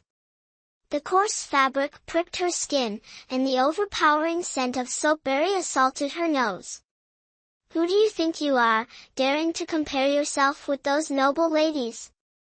Have you even looked at yourself? The maid with lifeless eyes standing nearby glared at Vivian Carter, her face full of displeasure as she watched Vivian criticize the clothing. Hearing this, Vivian Carter immediately felt annoyed. Not only was she unlucky enough to transmigrate, but now she also had to endure others' control. This outfit was clearly chosen to make things difficult for her, not to help her in any way. It seems that in ancient times, within large households, not only did the masters fight fiercely among themselves, but even the maids of different ranks were locked in intense competition. Thinking of this, she could no longer hold back. She grabbed the garment on the bed and threw it straight at the maid who was standing there with her arms crossed, wearing a cold expression. Vivian Carter, embodying her sharp-witted modern personality, refused to back down. She wouldn't let herself be bullied from the start, otherwise, how could she deal with them in the future? The maid with lifeless eyes standing near Vivian Carter immediately darkened her expression as the rough fabric scratched against her face. But this maid wasn't one to yield easily. She yanked the dress off her face with force, her expression fierce as she prepared to charge at Vivian Carter. However, just as she was about to lunge, her legs suddenly gave way. She didn't know what she tripped on, but her ankle twisted, and she toppled forward. The lifeless-eyed maid turned pale with fright, her heart pounding wildly as cold sweat broke out on her back. She fell to the ground in a perfect 180-degree sprawl. Vivian Carter, standing nearby, feigned shock and quickly stepped aside as though scared. A loud thud echoed as the maid's body hit the ground. Vivian Carter, standing not far away, let out a laugh as clear as silver bells that resonated through the empty courtyard. She laughed so hard she could barely catch her breath. The woman sprawled on the floor glared furiously at the laughing Vivian Carter. This was the happiest day Vivian had experienced since arriving here. That wretched maid had dared to bully her, but she hadn't even retaliated fully, she was being merciful. Hey, auntie, how can you blame me? It's your own fault for not watching where you were going. With that, she crossed her arms over her chest, her face looking as though she were enjoying a good show. A harmless smile spread across her porcelain doll-like face, as if the whole incident had nothing to do with her. Not far outside the empty courtyard wall, Mary Collins was slowly making her way over. Hearing the loud commotion from inside, she thought something serious might have happened and hurried her steps. When she arrived at the row of rooms and found the source of the noise, she pushed open the door and was greeted by a scene resembling a mother hen chasing her chicks. One person was lunging forward, while the other dodged left and right. The sight was truly comical. Stop! Don't run! What if I don't stop, huh? The two people continued to wrestle in the shabby room, neither willing to give in, their eyes locked on each other. As Mary Collins pushed the door open and stepped inside, the scene before her left her stunned. Her gaze fell on the mischievous girl dressed in strange attire, and a series of thoughts arose in her mind. Could this be the girl who supposedly fell from the sky, the one everyone at King Blake Manor was buzzing about? And what exactly was going on here? It seemed like they were playing some kind of game. Did they not know how strict the Duke's rules were? Playing games during work hours was strictly forbidden. This new girl might not know the rules yet, but what was the girl in the coarse dress doing? What are you two doing? A clear voice rang out, reaching the ears of the two and stopping their actions immediately. For stern eyes turned toward the young woman with a delicate appearance, her hair styled like a maid's, her figure balanced, and clad in a white dress standing not far away. She looked quite young, her gaze carrying a peculiar expression as she observed the two before her. Vivian Carter, upon seeing a typical ancient-era girl, felt a pang of disappointment. Looking at her skin, it indeed couldn't compare to that of Duke Blake, but it was by no means inferior to the girl standing before her. The other girl, a bit frightened, turned pale.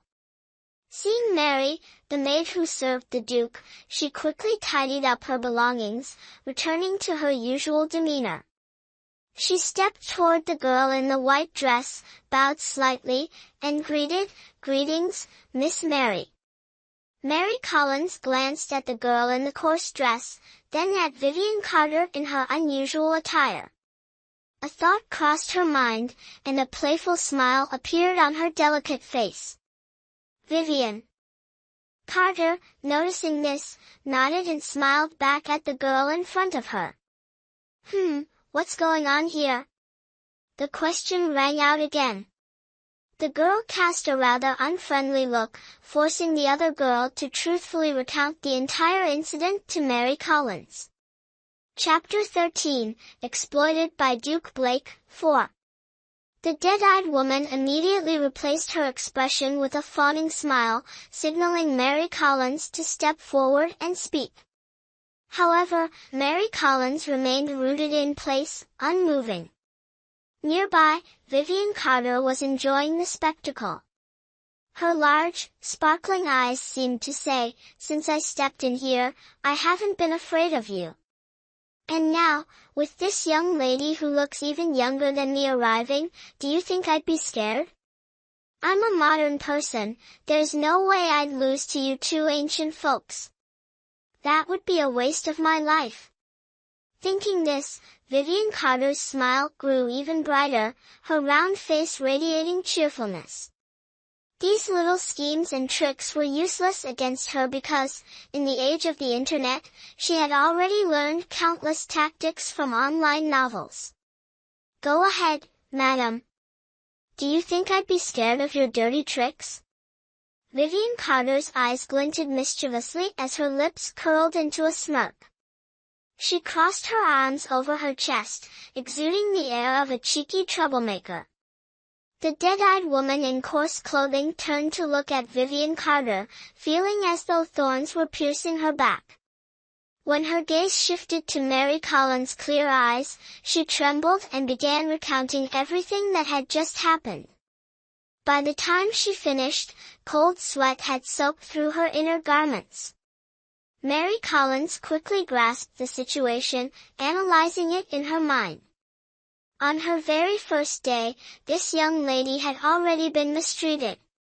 That coarse outfit lying on the ground, could King Blake Manor truly be so impoverished that they couldn't afford proper fabric? Forcing her to wear clothes taken from a deceased person? Having spent a long time in the manor, Mary Collins understood the dynamics of servant life. Though all were servants, there were different tiers, and bullying newcomers, especially those without any backing, was an age-old routine. Even Mary Collins couldn't help but feel indignant at such behavior.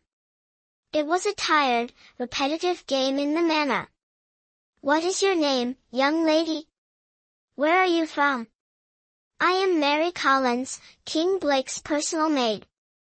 Her clear voice rang out beside Vivian Carter's ears, accompanied by a warm and gentle smile on her petite face. Vivian Carter had been observing Mary Collins from the moment she entered.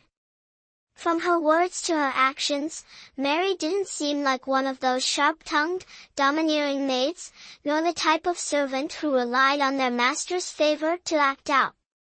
Instead, she appeared to be a kind-hearted and enthusiastic young woman. "My name is Vivian Carter, and I'm from Peach Blossom Haven." Her lively voice echoed through the room as she exuded friendliness, bounding energetically toward Mary Collins and extending her hand.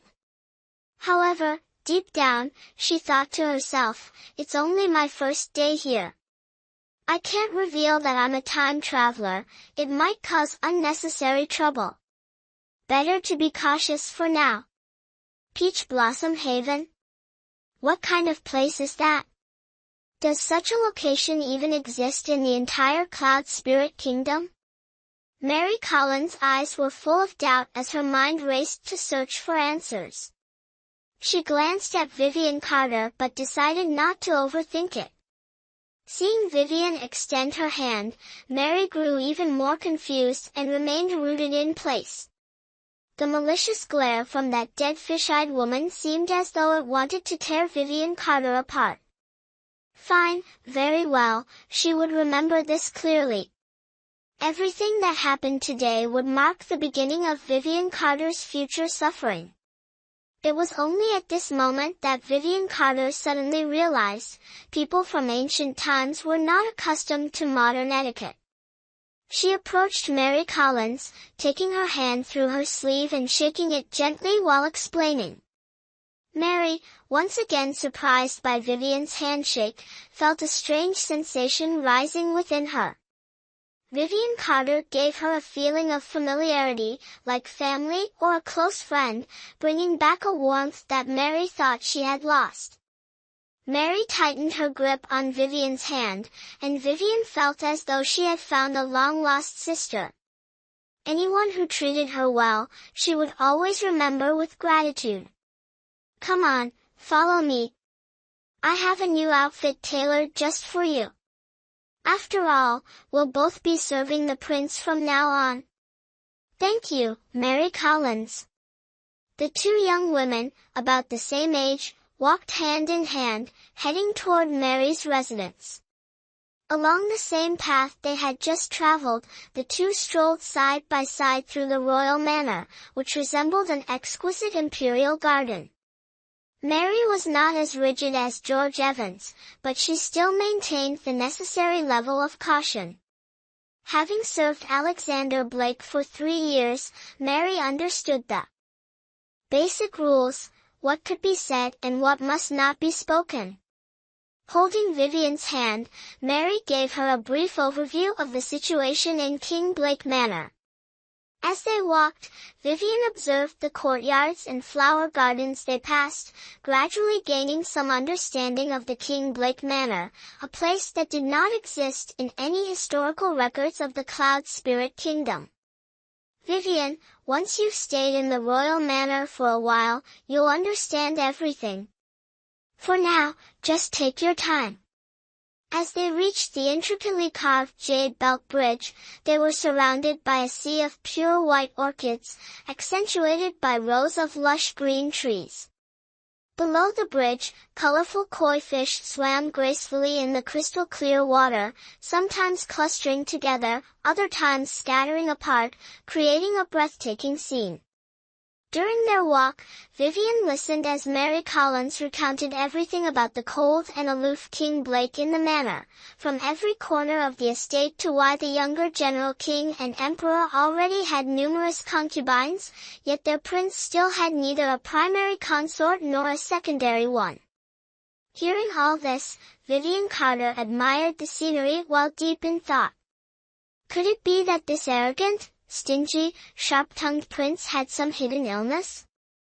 Or perhaps he had special feelings for men or women. Or maybe, no one liked him at all. While Vivian Carter was lost in her dark thoughts, she was suddenly startled by a pat from Mary Collins. Her entire body jolted, and for a brief moment, she awkwardly smiled, her heart skipping a beat. All right, let's go." The two continued walking. As they passed, the maids and servants stepped aside, watching them with smiles, each harboring different thoughts about Vivian Carter. They passed by a delicately crafted pavilion, turned a corner, and arrived at a small courtyard filled with tall parasol trees. This place no longer had the desolate air from before. Instead, it resembled the residence of one of King Blake's close maids. The courtyard was clean and tidy as the two stepped into the house together. Ascending the steps, a small, elegant corridor came into view. Pushing open the door, the interior revealed a simple setup, resembling a cozy home. On the long table sat a few plain porcelain items, along with an old round table and several chairs. A modest bed completed the entire room. Vivian Carter observed everything in the room, her eyes scanning every detail. Mary Collins quickly moved to a coffee-brown wardrobe and opened its doors. Inside, a neatly folded pink outfit was placed. This fabric was part of the leftover stock in the palace from last month, gifted by the emperor to their prince, who then distributed it to the servants in the residence. Thanks to this, Mary Collins now had new clothes. She took out the outfit and waved with a smile at Vivian Carter. Vivian Carter hesitantly stepped forward, eyeing the clothes in Mary Collins' hands with a hint of unease. Having been accustomed to modern attire for over a decade, suddenly transitioning to ancient times and being required to dress in old-fashioned styles felt unfamiliar and awkward. "Vivian, this is an outfit I've never worn before." "You can have it first," Mary Collins said as she placed the pink garment on the bed behind the screen. Vivian Carter walked past the simple screen, glanced at Mary Collins, and nodded with a smile. "Thank you so much." Vivian Carter's porcelain doll-like face flushed pink like the evening glow. Slowly, she began removing the sticky, damp clothing clinging to her body. Standing not far away, Mary Collins seemed to notice Vivian Carter's unease. Understanding her discomfort, she covered her mouth with her small hand, chuckled softly, and quickly stepped outside. Only then did Vivian Carter feel at ease enough to take off her stiff, dried clothes. She held up the inner garment, examining it for a long time, but couldn't figure out how to wear it. Looking at the outfit on the bed, she grew even more flustered. Through the thin, veil-like screen, Mary Collins seemed to sense Vivian Carter's struggle. Quietly, she stepped back inside, stood behind Vivian Carter, and helped her put on the inner garment. Feeling something unusual behind her, Vivian Carter turned around and saw Mary Collins assisting her with the outfit. A warm feeling flowed through her. As Mary Collins helped her change into the ancient attire, she also taught her how to wear such traditional clothing. When everything was finally in place, Vivian Carter genuinely looked like someone from ancient times, though her hairstyle still needed adjustment. Mary Collins then led Vivian Carter to sit down in front of the dressing table. She let down Vivian Carter's long, silky black hair and quickly styled it into a completely different look. Through the slightly blurred bronze mirror, Vivian Carter's doll-like face became even more apparent. "Wow, Mary Collins, thank you so much. Without you, I probably wouldn't have figured this out even by tonight," Vivian Carter exclaimed excitedly, jumping up and down. Before Mary Collins could react, Vivian Carter had already pulled the petite, frail maid into a tight embrace. Mary Collins once again felt the enthusiasm of Vivian Carter and carefully responded to the girl who shone as brightly as the sun. Warm sunlight illuminated the entire room, casting its glow over the two girls. "Haha, it's nothing, it's the least I can do." After the two separated, Mary Collins helped Vivian Carter fold the clothes she had changed out of.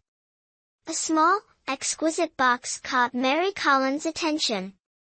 She picked up the box and examined it for a moment.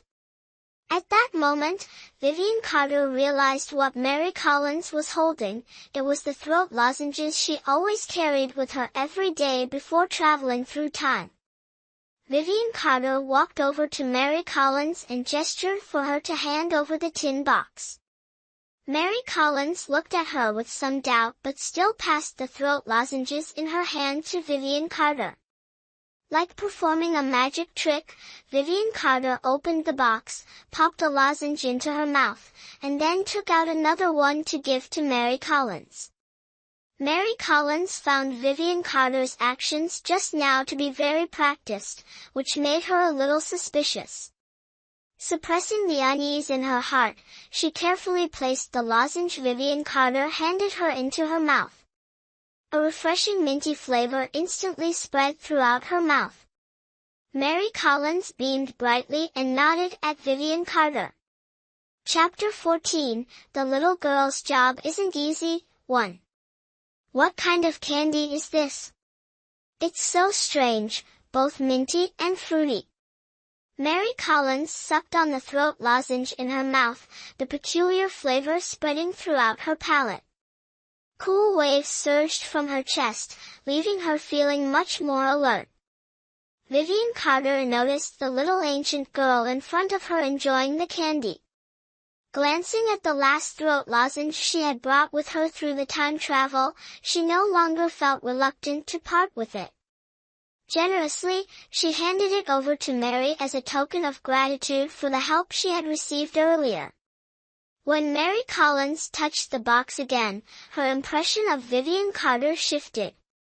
She responded with a smile, mimicking Vivian's earlier demeanor. The two clasped hands and exchanged a meaningful look. "If you like it, just keep it.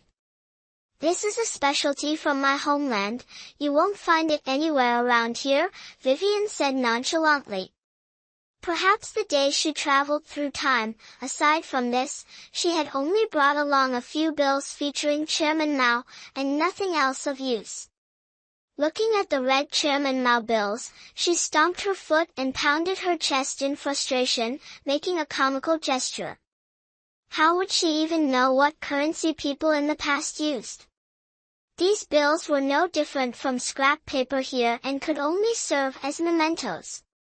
Fortunately, her phone hadn't traveled through time with her. If it had, and the cold-faced king discovered it, who knows what kind of trouble it might have caused. Thinking about the phone she left behind, Vivian Carter felt a sense of relief. She flashed a mischievous grin at Mary Collins. Mary helped Vivian fold her clothes and put them away in the wardrobe. After all, these were the last remnants of Vivian's life before time traveling to this place. "Do you remember what I just told you?" Mary Collins asked, laughing so hard at Vivian's antics that she was nearly breathless. It turned out the oddly dressed woman had a humorous side, so different from the prim and proper noble ladies of the royal residence. Still, Mary reminded her once more, carefully putting away the lozenge box with its strange patterns. She then looked at Vivian Carter with an encouraging gaze. Vivian Carter quickly approached Mary Collins, who was rambling on like a monk chanting scriptures, and wrapped an arm around her shoulder like an old friend reunited, nodding continuously. "I know, my dear Mary, we are all just the prince's servants." Elsewhere in the royal residence, after George Evans escorted Vivian Carter to her earlier destination and gave instructions to another servant, he noticed that Vivian Carter still hadn't reported to the prince. The prince had already sent someone to inquire 3 times, and George, being cautious, could only offer reserved responses. Looking up at the sky, the sun was already at its peak, with just an hour left until mealtime. Yet, the porcelain utensils in the prince's study remained untouched. Thinking of this, George Evans couldn't help but worry about Vivian Carter. "This young lady had better not cause trouble," he muttered to himself. "If it weren't for me risking my old neck to plead with the prince earlier, with his temper, he would have already thrown that porcelain doll-faced girl into the dungeon." The thought of the royal residence's dungeon, dark, damp, and devoid of sunlight year-round, crawling with rats, cockroaches, and unidentified venomous snakes, sent shivers down his spine. For any servant punished there, it was akin to descending into a living hell, a fate worse than death. Under the eaves, George Evans paced back and forth, his face clearly anxious. His mind was filled with ominous images, and the longer he waited without seeing anyone, the more his heart felt like it was suspended by 15 dangling buckets. "Vivian, I've only brought you this far. The rest is up to you," Mary Collins said uneasily, gripping Vivian Carter's hand tightly despite her nonchalant demeanor. Her voice was filled with concern. Vivian Carter, unfazed, patted Mary Collins on the shoulder, made an "okay" gesture, and pulled the worried girl into a reassuring embrace. "Don't worry. It's not like I'm heading to the execution ground. I'm just going to serve that perverted prince," she said casually, releasing Mary with a warm smile. Following the path Mary had pointed out, Vivian soon arrived under a wisteria-covered corridor. The purple and green hues intertwined, and a faint fragrance filled her senses. Not far away, a figure in brown paced back and forth, his face etched with worry and impatience. Vivian quickened her pace. Upon seeing the familiar figure, her round face lit up with a radiant smile. Wasn't that George Evans, the steward who had escorted her here earlier? Why was he here now? He had just taken her to a secluded spot in the residence. How had he returned so quickly? Amused by her own musings, Vivian cheerfully approached, coming face to face with George Evans. Seeing Vivian's hurried demeanor, George's worries instantly dissipated, and his earlier dark thoughts vanished like smoke. "Oh, Miss Carter, you've finally arrived. The prince has already sent people to inquire about you multiple times," George Evans said from under the deep corridor, his tone a mix of reproach and leniency. Despite his words, he couldn't bring himself to be too harsh on this naive girl on her first day. As the steward of the royal residence, George managed the entire estate outwardly but bore immense responsibility. Toward someone like Vivian, a girl with an unfamiliar background, he knew it was best to remain cautious. In just one day of interaction, he had discerned that she was far from being a compliant individual. As long as she didn't cause trouble, all would be well. But if she stirred up chaos daily, she would have to face the wrath of Prince Blake, who despised unruly servants above all. "Haha, uncle, are you afraid I might disappear again? See, I'm right here." Vivian Carter felt her entire body tense under the intense gaze of the middle-aged man before her. She scratched her head innocently, her face full of harmless charm, looking utterly adorable. Meanwhile, her mind was busy imagining all the different ways this uncle might lose his temper. George Evans couldn't help but be astonished as he looked at Vivian Carter. How could this girl be so endearing? She acted one way in front of the Duke and a completely different way in front of him. Truly, she was a natural-born actress, switching expressions as easily as flipping a switch. Ahem. A soft cough reached Vivian Carter's ears. Thinking something might be wrong with George Evans, she circled behind him and lightly tapped his back. Knock, knock.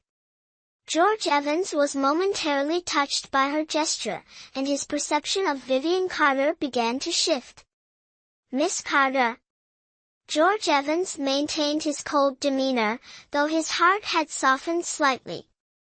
However, for the sake of the Duke's authority, he decided it was better to keep up his stern facade, lest he bring unnecessary trouble or harm to this considerate young lady. Vivian Carter blinked, surprised, and replied, "Ah, just call me Vivian. Miss Carter sounds so distant. After all, I don't have any family here and will need to rely on your care." As she spoke, she clasped her hands together in a pleading gesture, looking even more adorable. In the dimly lit hallway, George Evans said nothing more. He turned and began walking away, just as he had that morning when he led Vivian Carter. Vivian stood there in a daze for a moment before hurrying to catch up with the strict steward. Deep down, she couldn't help but chuckle to herself. Chapter 15, The Girl Who's Hard to Handle, Part 2. In the elegant study, our Duke Alexander Blake couldn't focus on handling the unfinished official documents. After hearing Brian Long's report, he glanced at the leftover soups on the table. Despite urging George Evans several times earlier, his restless heart remained unsettled. In the past, by this time, all official matters would have been resolved, and lunch would have been finished long ago. But recently, every time he looked at official documents, they seemed like ferocious tigers blocking his path, making it impossible for him to concentrate. "Your Grace, Steward Evans has brought Miss Carter," reported a servant from outside the door just as Alexander. Blake was pacing back and forth in frustration.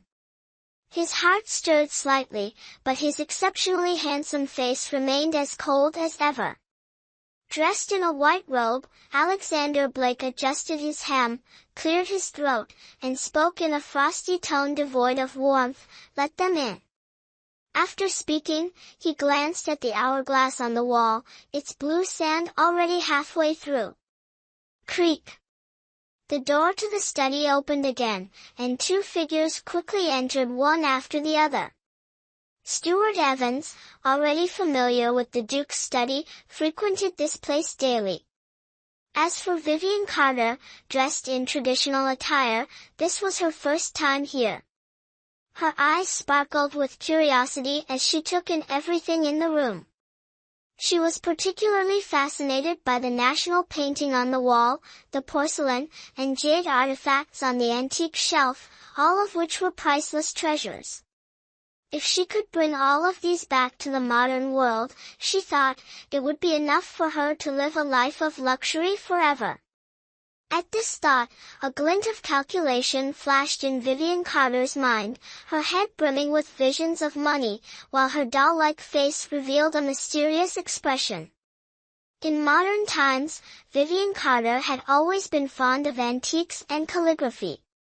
She especially enjoyed watching appraisal shows on TV or strolling through antique markets. However, with her limited budget, her parents being ordinary office workers, buying antiques was out of the question. Even if they pooled their salaries, it wouldn't be enough to purchase a single piece. The most valuable items in her family were two blue-glazed sugar jars passed down through generations from her maternal grandmother. Those jars were the only treasures her grandmother's family cherished. Since childhood, every time Vivian visited her grandmother's house with her parents, she would hear her mother talk endlessly about the history of those sugar jars. She always listened attentively, often daydreaming about one day traveling back to ancient times. Unexpectedly, an accident had truly transported her to this remote, underdeveloped era, a dynasty she'd never heard of, where she encountered a cold and aloof duke who seemed destined to clash with her. Thinking of this, all of Vivian Carter's dreams shattered like smoke dissipating into the air. "Get down." Just as Vivian Carter was lost in her imagination, silently cursing the unfairness of fate, a cold voice rang in her ears. The sound of footsteps quickly exiting was followed by the slam of the door. In the now silent study, only Vivian Carter, whose mind had wandered far away, and Alexander Blake, with his icy demeanor, remained.